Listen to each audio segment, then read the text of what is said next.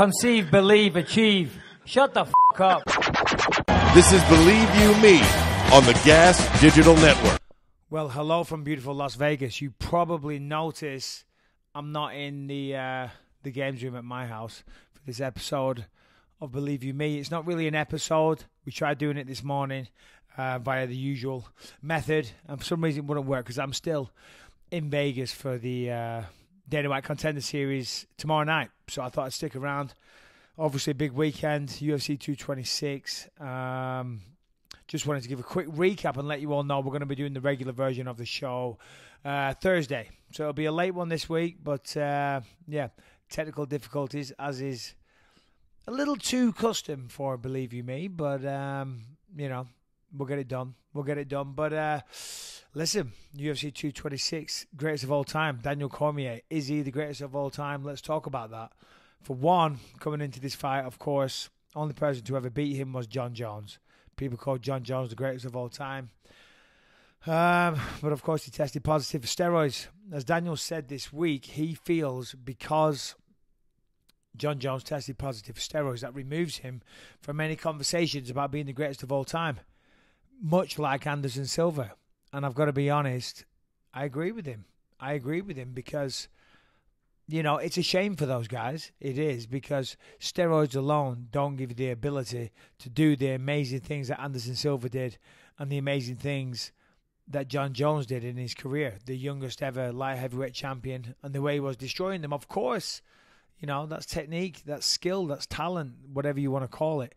But when there's steroids involved and it's not a level playing field, that does change everything. It does affect the conditioning, the recovery, all kinds of stuff, power, whatever. Could they throw the same techniques with the same speed and ferocity and power if they weren't on steroids, etc., etc.? So anyway, listen, I don't want to turn this into a steroid conversation, but there are some of the reasons why there is an asterisk. So for that reason, I do believe I'm on the same page as Daniel Cormier, and when he's same page as Daniel Cormier when he says Anderson Silva and Jon Jones are out of the equation because of the positive test. So it's a shame because they're amazing.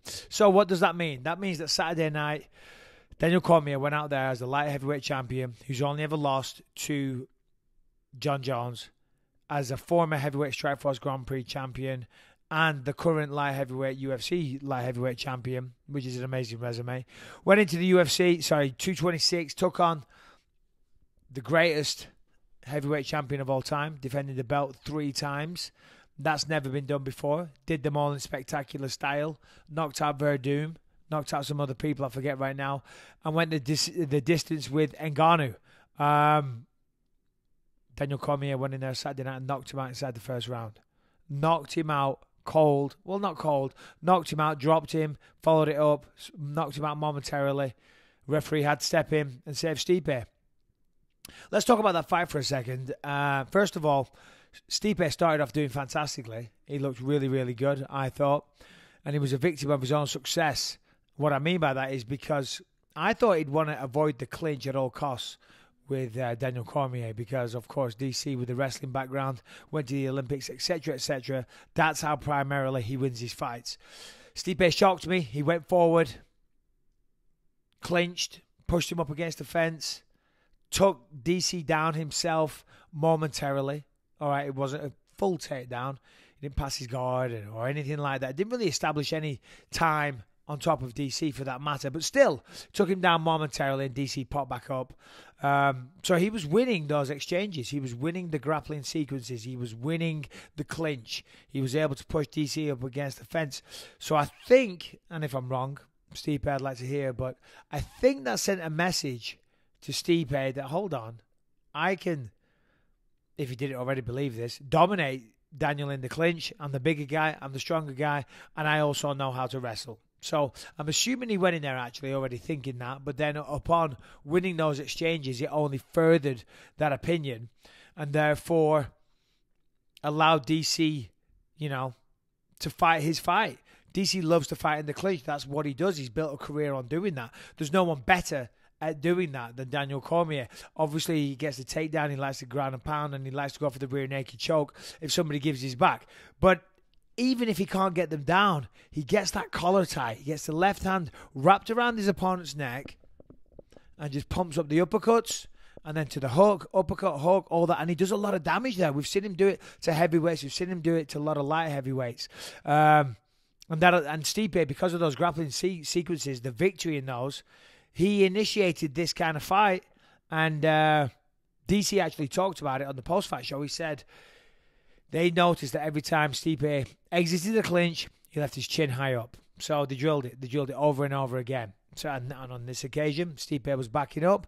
As he was backing up, he throws the overhand right. Well, in fact, not an overhand right, pardon me. Right hook. Perfect right hook. Perfect delivery. Nice bend in the arm. The pivot. DC weighing 246 pounds. Remember, that's going to generate a lot of power. And he got him in the sweet spot as well. Right on the chin, right on the button. They call it the button because when you push that button, you go to sleep. And he delivered it perfectly. And he went down. And DC followed it up, a few more shots, and that was that. Fantastic performance. Very, very good. In fact, DC even said, though, he said he felt some of Stipe's shots, and when he got punched, he was like, hold on a minute, this isn't that bad. All I've heard people talk about is, whoa, Stipe's big. Stipe hits hard. He knocks people out. Of course, we've seen that time and time again. So he was a little concerned going into it. But then when he took some of Stipe's shots on the head, it wasn't really the chin, it was the head. And as those shots came in, DC did a good job of tipping the head and presenting the top of the head as a target. But DC said, yeah, they weren't bothering me. They didn't feel particularly hard. So I was like, okay, let's go. Let's go to work. That's what he did. So anyway, long story short, DC is now a 2-weight division champion, which is incredible. In the light heavyweight and heavyweight division. So that's just insane. Combine that with everything else I said before, the Strikeforce Grand Prix, already the light heavyweight champion. Only person to beat him is John Jones, who has an asterisk above his name because of the steroids. Put all that together. Does that make him the greatest of all time? I don't know. What I will say is this. It puts him as one of the greatest of all times alongside George St. Pierre and Demetrius Johnson. You got to have those two in the mix. DC certainly belongs to be in the mix as well. And I think that's that. You know, I'd say all three of them are happy with that. And I can see arguments for all three. But, yeah, I wouldn't go as far to say he's the greatest of all time. I would say, though, that he's one of them. And I would put them three as the top three. Demetrius, GSP, Daniel Cormier. And, yeah, congratulations, Daniel Cormier. That was impressive as hell, man. First round knockout. 2-weight champ. Enjoy it, mate. Enjoy it, you son of a bitch. That was incredible. I was jealous. I mean, I'm not much, you know, I don't fight anymore. And I don't miss it. It's only been just over a month anyway.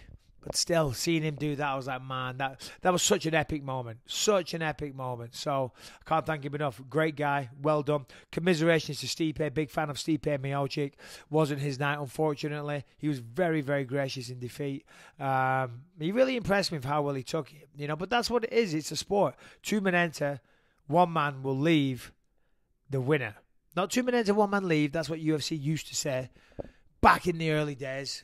But now, you know, only 1 will leave as a winner of that fight unless it's a draw. But then no one wins. So, yeah, 2 men enter, 1 man leaves a winner every time. It's a sport. So someone wins, someone loses. You take it like a man. You dust yourself down, you get back in there. That's what you do if you're a man. You don't bitch about it. You don't whine. You don't cry. You don't make excuses.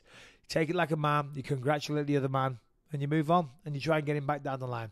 And that's what Stipe did. He's going to go home to his beautiful wife. Girlfriend, I'm not sure, pardon me, and he's got a little girl on the way any day now, so congratulations on that. Well done. Brock Lesnar steps into the cage after the fight. All hell breaks loose. We were doing the post-fight show. Couldn't hear a damn thing, to be honest, because Brock Lesnar and DC were going at it, screaming into the microphones. The crowd was going absolutely insane, so it was impossible to hear. It really was. We have the earpieces in, so we can hear each other, but with the crowd, it was just absolutely insane. So that's DC's next opponent, Brock Lesnar. Incredible. That's just a huge fight. Massive, massive fight. You're going to have all the WWE fans, you know, that love Brock Lesnar. They're going to watch this fight to think, oh my word, is there a chance that Brock Lesnar can come in here and beat potentially the greatest of all time and a 2-weight division champion. I mean, that storyline in itself is massive. And then we've got obviously the MMA fans that want to see it because the sheer spectacle of it. Obviously, Daniel Cormier, his credentials, I've just spoke about them at length. Can he beat Brock Lesnar, the man mountain? I'll watch. I can't wait. I think it's incredible and good for DC. That's going to be a massive payday, by far the biggest payday of his career, I would assume. And he deserves it. He deserves it. 39 years old. He's about to retire. It's perfect, man. Absolute perfect scenario for Daniel Cormier. And as I say, totally deserves it. See some people online talking shit about the matchup. About the matchup. And you know, I've got two ways that I look at that. Number one, I can kind of understand it because the facts are, this is what people are bitching about, the facts are his record since 2010, I think it was, this was a meme that I saw, is 0-2-1. So he's lost 2 fights and won no contest. And of course, he's still suspended for testing positive for steroids. So yeah, there you go. That's why people are bitching about it. And it makes sense. Obviously, they're saying there's more deserving people in the heavyweight division. There's people that deserve this more. There's people that have been fighting and winning fights that deserve a shot at the belt.